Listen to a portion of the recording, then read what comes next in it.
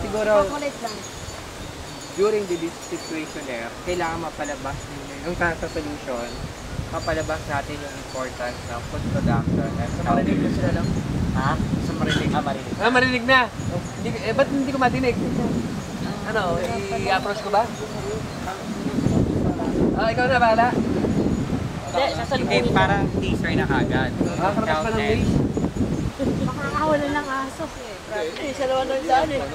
Yung problem, so you discuss that on the second part should be solution. So, sa battle between spirit and spirit, ano yung mga possible things na maano. Pero of course, again, pagko-construct ng tanong, discretionary yan at as advised by your assessment.